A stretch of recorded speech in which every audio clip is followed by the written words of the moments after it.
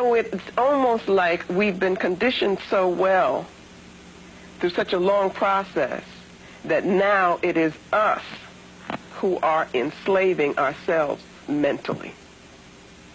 Because the job has already been... The job has been done. It would be so easy, in one sense, for us to undo it. That's what I'm saying in this book. Because the way the system of European control works is that you have to accept a concept of reality which makes them superior. If you deny that, their thing will not work, and they will lose their control. So that they put all of this energy into establishing the system that begins when you're 3, 4, and so forth, which defines reality in such a way where there's no spirit, because they aren't a spiritual people, you see, which talks about this objective truth and so forth, which says that African spirituality represents backwardness, so you need to move away from it. It does all of these things which make you as an African person, me as an African person, us distrust the very part of ourselves which is our strength. I'm going to get back to this question, and that is this whole question of, do we know what we have lost? Do we realize that we have not always been Democrats, have not always been Baptists, have not always been black Greeks, have not always been links, have not always...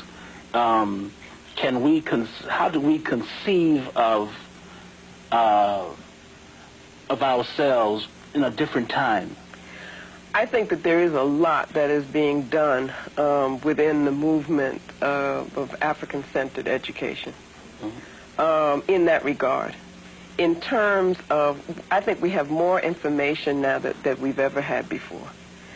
And I have seen the effect of that information. That is very important, that people do begin to realize and understand, first of all, how young Europe is in relationship to Africa, and what we were putting into place, creating, building, conceiving of long before Europe existed.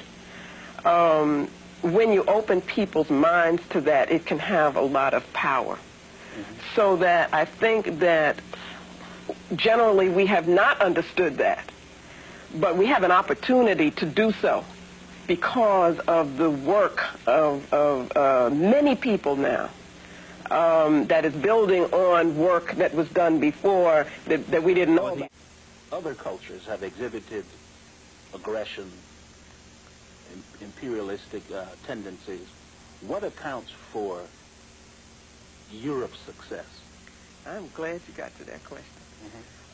Because what it allows me to do, I think, is to get at what I think is the specialness of the approach, the method that I used in this study. So it's going to take me a little while, if that's okay. I said to myself that, and this definitely was with the help of the ancestors, I want to, affirm that, by the way, that it was not... Why is that important? That's important because of our concept of connectedness, our concept of the universe, that it's not just words to talk of a spiritual universe and our spirituality as a people, but we've got to understand where our energy comes from. And I know that that's where mine came from. So this is ours. This belongs to us.